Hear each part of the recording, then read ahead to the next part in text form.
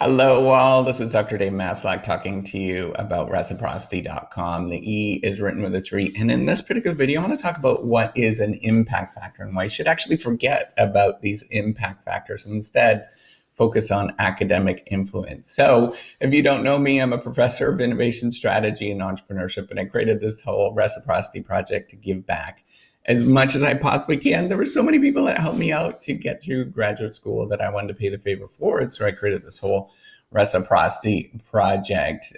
So there's the whole reciprocity.com is a sharing economy proofreading platform where you can get feedback on your work. It's a work in progress.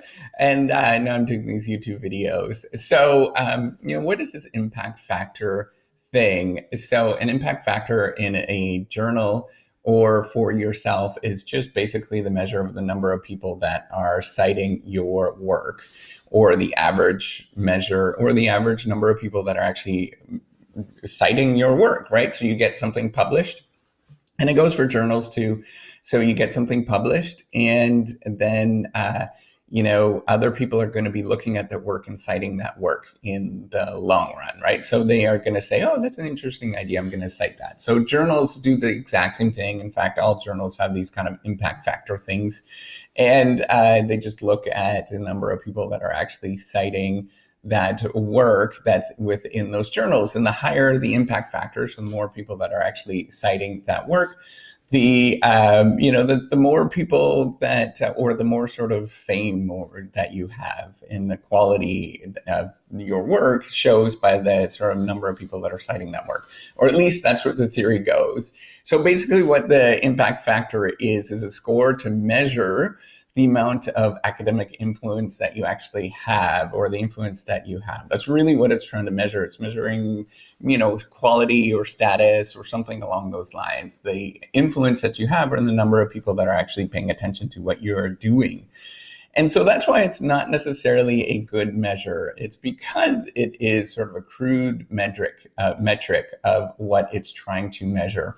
Measuring influence or quality of an individual that is doing ideas and creating ideas is a really, really difficult thing to do. If you can imagine this, you create this kind of cool idea and other people are paying attention to it. Well, how the heck do you measure that? And is it just the one idea that people are paying attention to, or a series of ideas that people are paying attention to? It's not clear, right? It's the same thing as like thinking about the analogy. A really good analogy that I think about is like looking at Facebook. So the more friends that you have on Facebook, is that the same thing, or a social networking platform? Is that the measure, or is that the same thing as the sort of impact or the quality of life that you're actually living? And it's not. We all know that more and more friends on Facebook doesn't necessarily equate to having a really good quality of life. Some people have 0 friends on Facebook and they have an extremely good quality of life, and they have tremendous amount of impact around, right? I can name many big people that sort of live by that sort of that live like that, right? They just are not on social media and all that kind of stuff, and they have a tremendous amount of impact around them, and they are doing a really good job, right? And so that's the same thing when you're looking at, or an analogy, crude analogy of looking at impact factors is just the number of people that are citing you. And that is a sort of judgment or a score or metric of what kind of quality of an idea or ideas that you're actually creating. So what you should be looking at is just basically the academic influence. And an analogy that I like to think about, and the reason why you shouldn't be focusing on this, and this is what I teach. So I'm in a business school, right? And we teach people to go out and create businesses and do wonderful things with their life. And one thing that I influence, or that I focus on within the classroom, is for people not to go and seek money alone. Money is great, right? Like that is a good thing for you to be focusing on, is to actually achieve, go into careers that are actually that are going to net you sort of good wages and salaries, and creating a business that's actually going to be profitable and stuff. But that is not the end metric that you should be focusing on. The thing that you should be focusing on is your purpose, or the thing that really drives you, whatever is that sort of motivational thing, right? Maybe it's a mission that you have in your business. And it's the same thing with academics, right? They used to be focusing on sort of the influence or the purpose of the thing that you're trying to do, whatever it is that you're trying to do. And the reason is why you want to focus on that rather than just profitability, because in the short run, you are going to benefit by focusing on increasing your impact factor, for example, right? So you can benefit and gain tremendous amount of publications by doing all sorts of games and stuff like that. I'm not going to get into all those kind of games because we all know about what happens with all those kind of games. But you can sort of play the system and all that kind of stuff. But in the short run, that's going to increase your academic influence that way. And people are going to say that, oh, this person, is doing very well. But in the long run, it is going to be tougher because you're going to be faced with a series of decisions in your life.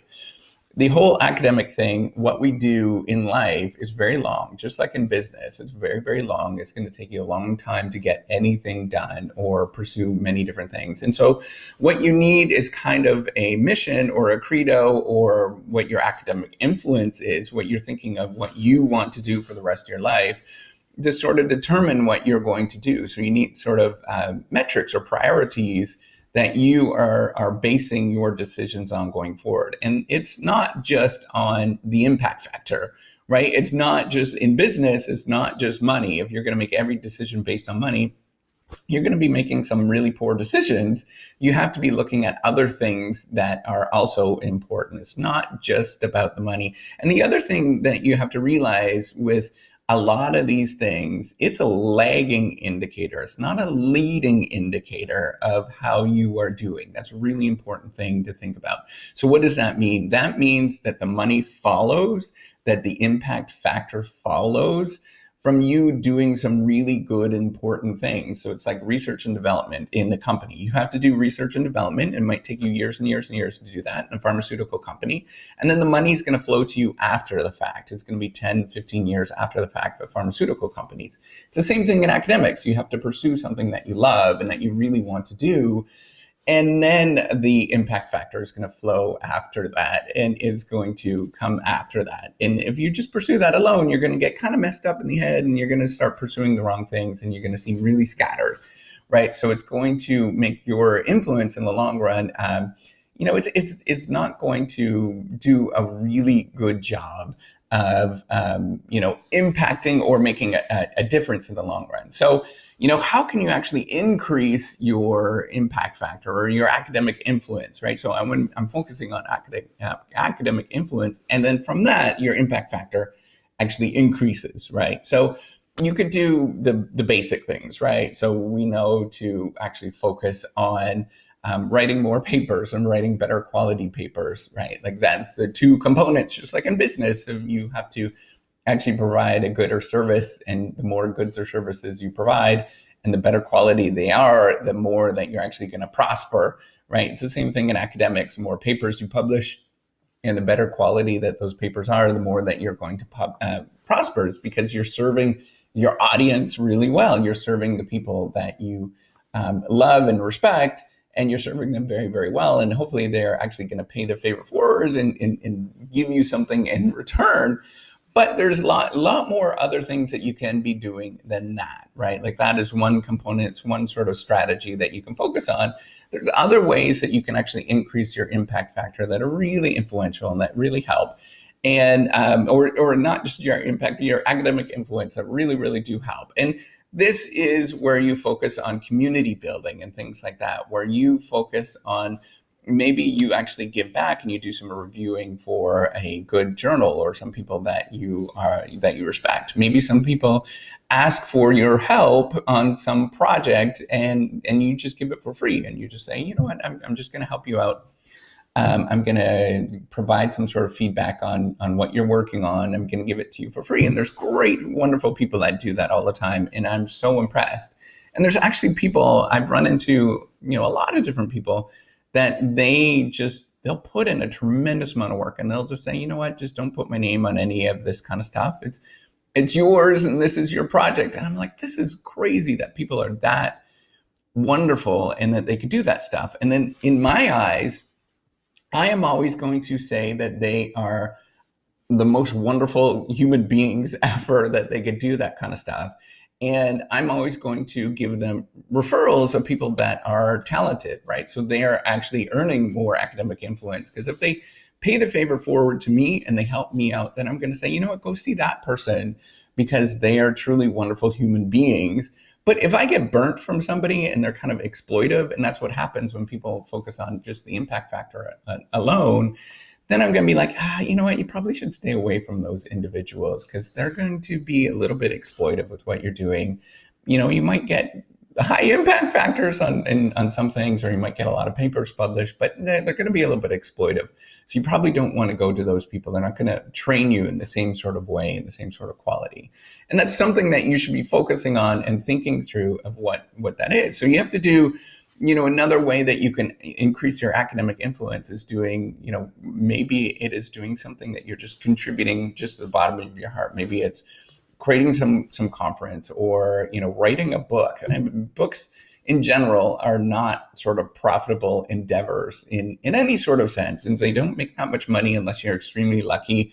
They don't, you know, that they're not really respected in sort of the academic game, unless it just takes off and it's like really, really influential. And that just doesn't happen that much. But if you do those kind of things, other people can pick them up and they say, you know what, that's a wonderful book that you wrote. In the long run, it might sort of help you out, right? So it's thinking about those kind of things that are community building around the act of the sort of academic game of just publishing and, you know, in writing better papers and stuff like that. So that's an important thing to think about, is how you can actually increase your academic influence in those other ways. Because what happens when you do those community building things is you gain opportunities, just like in business. If you didn't know this, if you give back and you're helpful and you're really kind and you're just a wonderful human being, and you know what you're going to do is gain opportunities. So if you own a shoe store and somebody says, you know what, you don't have to buy anything here, but I'm going to help you out anyways. I'm going to size your feet. You know, I'm going to go through all these efforts, and then you walk out anyways. Well, that person, that customer, is more likely to send somebody to go to that store and say, you know what, they were wonderful to me. I didn't buy anything, but they were truly wonderful human beings, and you should go check them out anyways. And those people are more likely to buy something from that store. And that's how you build a community, and that's how you build, you know, a network, and you actually increase your academic influences focusing on things like that. Because at the end of the day, you know, we only have one life to live, and we have to focus on things that matter to you. And so that's why it's important to focus on building your academic influence. And the other thing is you have to prioritize your life and prioritize the things that you want to work on. And that's really hard. It's going to be really difficult for you to say no.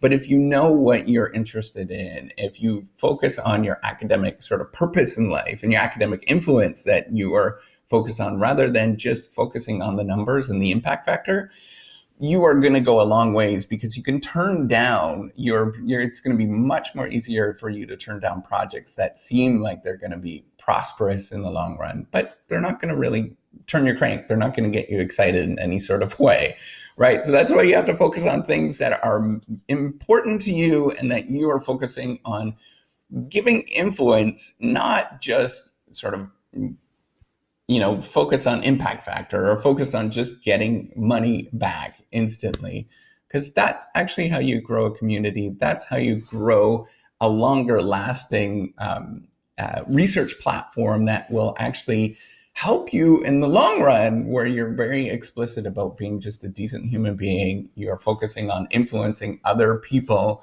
in a very positive light, and you're not trying to exploit anybody to increase your impact factor. So hopefully this makes a lot of sense with what I'm trying to say. If you do like this video, do give me a thumbs up. I do appreciate it. And do subscribe to the YouTube channel. Try to put out kind of stuff like this on a regular basis. All right, so take care. Have a wonderful day. Bye.